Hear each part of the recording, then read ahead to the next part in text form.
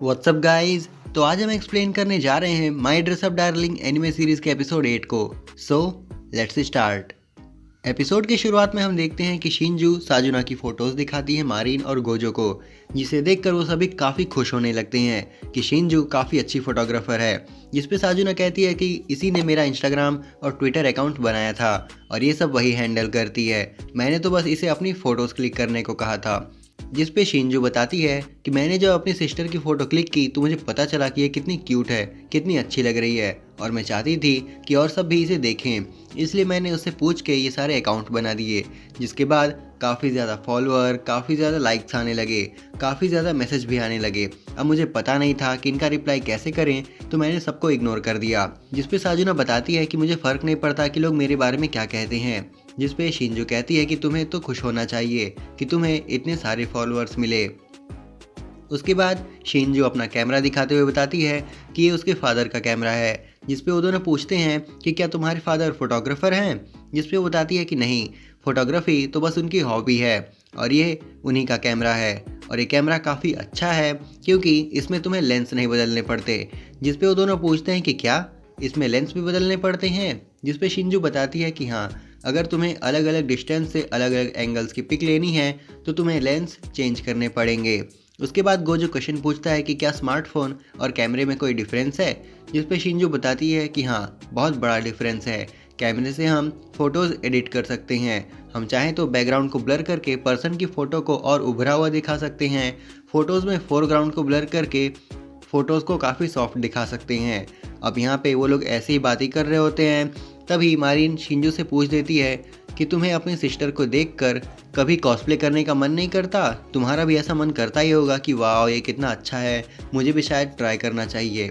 अब यहाँ पे हम देखते हैं कि शिंजू पहले थोड़ा हिचकिचाती है और फिर कह देती है कि नहीं, मुझे बस फ़ोटोज़ क्लिक करना पसंद है। जिस पे शिंजू की बड़ी बहन कहती है कि अगर तुम्हें कॉस्प्ले करने का मन है तो तुम भी ट्राई कर सकती हो, बट गोजो उसे नोटिस कर लेता है। उसके बाद हम देखते हैं कि मारिन कैमरे से सबकी अजीब सी पिक्चर्स क्लिक करने लगती है। उसके बाद मारिन कहती है कि मैं अपने पैसे बचाकर एक डीएसएलआर कैमरा ले लूँगी। जिसके बाद गोजो ऑनलाइन कैमरे की प्राइस चेक करने लगता है और फिर कैमरे की प्राइस देखते ही उसकी गांड फट जाती है और वो काफ़ी ज़्यादा शॉक हो जाता है। जिस पे मारिन उससे कहती है कि तुम तो कुछ ज़्यादा ही तेज़ बोल रहे हो। जिस पे साजुना कहती है कि अगर तुम ट्राईपॉड, फ्लैश और बाकी सारे इक्विपमेंट्स को ऐड करो तो बजट और भी ज़्यादा चला जाएगा। जिस पे गोजो को बहुत बड़ा झटका लगता है। जिस पे मारिन कहती है कि हमें कैमरे खरीदने से पहले स्मार्टफोन से ही काम चलाना पड़ेगा। अगले सीन में हम देखते हैं कि वो सब रेस्टोरेंट में बकचोदी कर चुके होते हैं और अपने घर जाने के लिए रेडी हो चुके होते हैं। तभी साजुना बताती है कि वो लोग कल शूटिंग के लिए प्लेस देखने जाएंगे और अगर तुम लोगों को चलना है तो तुम लोग चल सकते हो। जिस पे वो सभी जाने के लिए रेडी हो जाते हैं। ठल्ले बैठे हैं, काम ही क्या है। तभी साजुना कहती है कि ठीक है, हम शिम मिसाटो स्टेशन पर मिलेंगे वीकेंड पे। उसके बाद वो सभी अपने अपने घर निकल देते हैं। अगले सीन में हम देखते हैं कि वो सभी एक पुराने अबैंडन्ड हॉस्पिटल के सामने पहुंचते हैं, जो कि उनका नया शूटिंग प्लेस रहता है। अब यहाँ पे मौसम काफ़ी ख़राब होता है, अंदर काफ़ी अंधेरा होता है, जिससे साजुना की फट रही होती है। सभी लोग अंदर चले जाते हैं। एक शॉट में हम देखते हैं कि मारिन और शिंजू मस्त अपना चिल मारते हुए कैमरा के बारे में बात करते हैं और लोकेशन देख रहे होते हैं। दूसरी तरफ साजुना गेट पर खड़ी होती है। तभी गोजो पीछे मुड़कर देखता है और कहता है कि क्या तुम ठीक हो? जिस पे साजुना वहाँ उठती है और घुमा के ताव दिखाते हुए अंदर चली जाती है। उसके बाद हम देखते हैं कि साजुना सीढ़ी पे डर के बैठी हुई होती है। तभी वहाँ गोजो आता है और कहता है कि अगर तुम चाहो तो यहाँ रुक कर हमारा वेट कर सकती हो। जिस पे साजुना कहती है कि नहीं, वो यहाँ आई है तो प्लेस देख कर ही जाएगी क्योंकि उसे कॉस्प्ले करना है और ये उसके लिए बहुत इम्पॉर्टेंट है। जिस पे गोजो पूछता है कि आखिर तुम खुद को इतना फोर्स क्यों कर रही हो। जिस पे साजुना अपने बचपन की एक कहानी सुनाती है और हम फ्लैशबैक में आते हैं। साजुना बताती है कि उसे बचपन में मैजिकल गर्ल्स बहुत पसंद थी क्योंकि वो बहुत स्ट्रांग और क्यूट थी। वो सभी काम कर लेती थी और वो खुद भी एक मैजिकल गर्ल बनना चाहती थी। और जैसे जैसे वो बड़ी होती गई वैसे वैसे उसे पता चलता गया कि वो चाहे कितना भी क्यों ना हार्डवर्क कर ले, मैजिकल गर्ल बनने का सपना सपना ही रह जाएगा और कितना भी प्रे क्यों ना कर ले, वो कभी मैजिकल गर्ल नहीं बन सकती क्योंकि ये सब फिक्शनल होता है। और फिर वो कहती है कि एक बार जब मैं मिडिल स्कूल में थी तब मैंने देखा कि एक शॉप पर उसकी फेवरेट मैजिकल गर्ल की कॉस्प्ले आउटफिट थी। अब यहाँ पे वो बताती है कि हम वो कैरेक्टर तो नहीं बन सकते, लेकिन कैरेक्टर के आउटफिट्स बाज़ार में बिकते हैं जिसे हम पहनकर कैरेक्टर जैसे दिख सकते हैं।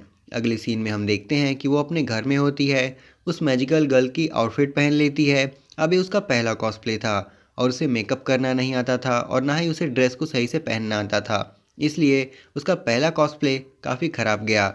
लेकिन उसे काफ़ी मज़ा आया, वो काफ़ी खुश थी कि वो एक मैजिकल गर्ल बन पाई। और फिर साजुना बताती है कि भले मुझे खुद को कितना ही क्यों ना पुश करना पड़े और भले ही ये सब मेक बिलीव पर ही क्यों ना हो, मुझे ये करके रहना है।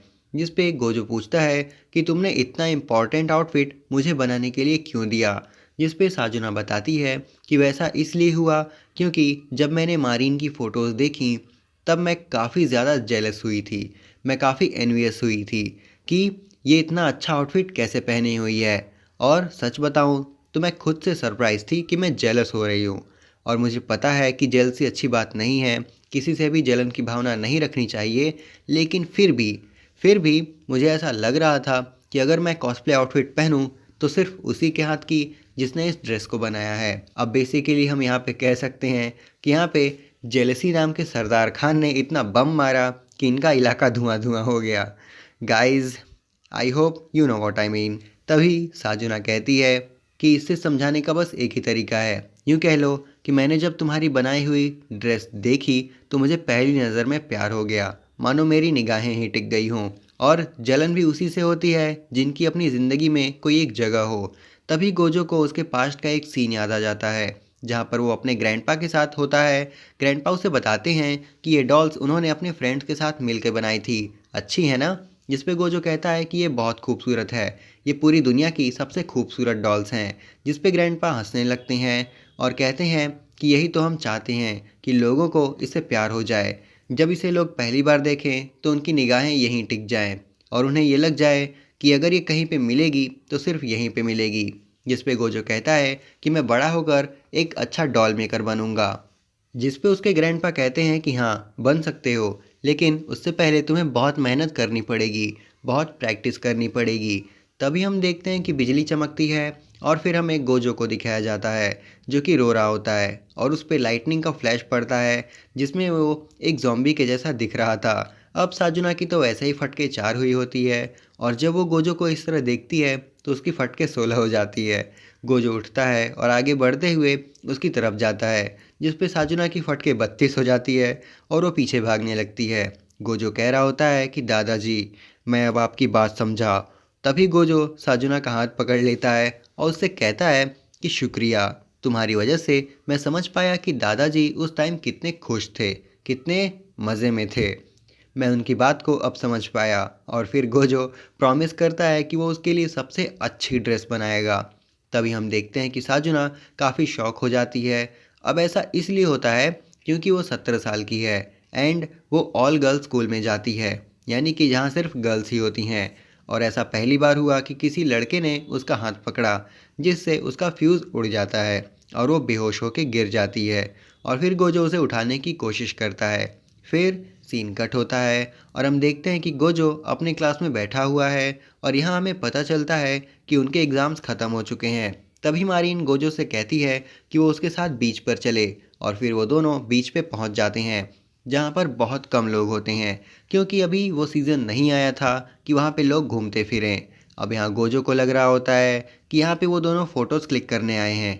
तभी मारीन उसे बताती है कि ये समर टाइम है और हमारा एग्ज़ाम भी ख़त्म हो चुका है, तो क्यों ना हम थोड़ी मस्ती करें। आगे हम देखते हैं कि मारीन बर्गर खा रही होती है। तभी रेस 3 का सलमान खान आई मीन एक ईगल आती है और उसके बर्गर को छीन के लेकर उड़ जाती है। फिर वो दोनों वहाँ से बात करते जा रहे होते हैं, लेकिन वो ईगल उन दोनों का पीछा कर रही होती है, इसलिए गोजो अपनी फ्रेंच फ्राइज़ उसकी तरफ उड़ा के फेंक देता है और हम देखते हैं कि वो ईगल उसे कैच कर लेती है। तभी गोजो कहता है कि जब तक वो उसे खाएगी उसमें बिजी है, तब तक क्यों ना हम यहाँ से निकल लें ताकि वो हमें ढूंढ ही ना पाए। जिस पे मारीन हंसने लगती है और फिर वो लोग वहाँ से भाग लेते हैं और एक जगह जाके वो दोनों बैठ जाते हैं और साथ में बैठकर बर्गर खा रहे होते हैं। जिसके बाद मारीन पानी में खेलने जाती है। अब यहाँ पे वो पानी में खेल रही होती है, तभी गोजो को उसका अंडरवेयर दिख जाता है और यहाँ पे भाई के साथ साथ हम सबकी थरक उठ जाती है। आई मीन वो एक्साइटमेंट में आ जाता है। अगले सीन में हम देखते हैं कि गोजो भी पानी में आ जाता है और उसके पैर अंदर की तरफ धंस रहे होते हैं, जिस पे मारिन कहती है कि तुम तो ऐसे रिएक्ट कर रहे हो जैसे कि तुम कभी बीच पे आए ही नहीं हो। जिस पे गोजो बताता है कि हाँ ऐसा ही है, मैं कभी भी बीच पे नहीं आया। मैं जब छोटा था तो मैं सिर्फ हीना डॉल्स को देखते हुए ही अपनी मस्तियाँ करता था और खुश रहता था और हमेशा फ्री टाइम में उन्हें बनाने की प्रैक्टिस करता था। और मारिन उसे ये सब कहते हुए सुन रही होती है। तभी वो कहती है कि समर वेकेशन स्टार्ट हो गए हैं तो क्यों ना सिर्फ हम दोनों कहीं घूमने चलें। जिस पे गोजो काफ़ी खुश हो जाता है और कहता है कि ज़रूर, वो तो उसके साथ ज़रूर चलेगा। आगे हम देखते हैं कि मारिन जब ये रियलाइज़ करती है कि उसने क्या बोला तो वहाँ से जाने लगती है। वो कहती है कि उसे प्यास लगी है और जाते जाते बोल रही होती है कि उसने ये सब ऐसे ही बोल दिया बिना रुके। और फिर वो बॉटल से अपना रेड फेस छुपाने लगती है, ठंडा करने लगती है ताकि गोजो उसे ऐसे नोटिस ना कर पाए। तभी मारिन पीछे मुड़कर गोजो को देखती है जो कि खड़ा होकर बड़े ही शांति से ओशन को देख रहा होता है। जिस पे मारिन उसकी फ़ोटो क्लिक कर लेती है और कहती है कि शिंजू ने सही कहा था लाइटनिंग के बारे में। और तभी हम देखते हैं कि गोजो आगे बढ़ते हुए पानी में गिर जाता है और वो कहता है कि उसके पैर के नीचे सीवीड्स आ गए हैं, इसलिए वो फिसल कर नीचे गिर गया। और यहीं पे हमारा एपिसोड 8 ख़त्म हो जाता है। अब अगर आप ऐसे ही किसी एनिमे कंटेंट की वीडियो देखना चाहते हैं तो हमें अपना टॉपिक कमेंट करके ज़रूर बताएं। हम पूरा ट्राई करेंगे कि आपके रिक्वेस्टेड टॉपिक का एक्सप्लेनेशन आपको सर्व कर सकें। अब अगर आप सूल लैंड एनिमे सीरीज़ के कैरेक्टर टैंग हाउ की पावर्स एंड एबिलिटीज़ के बारे में जानना चाहते हैं तो डिस्क्रिप्शन में दिए गए वीडियो के लिंक पर क्लिक करके आप चेकआउट कर सकते हैं। अब अगर ये वीडियो आप सबको ज़रा भी पसंद आई हो तो इसे लाइक और शेयर करें और ऐसे कंटेंट्स के लिए हमारे चैनल को सब्सक्राइब करें। सो आज के लिए बस इतना ही। हम जल्दी लौटेंगे एक नई वीडियो के साथ। Till then keep watching super move. Sayonara.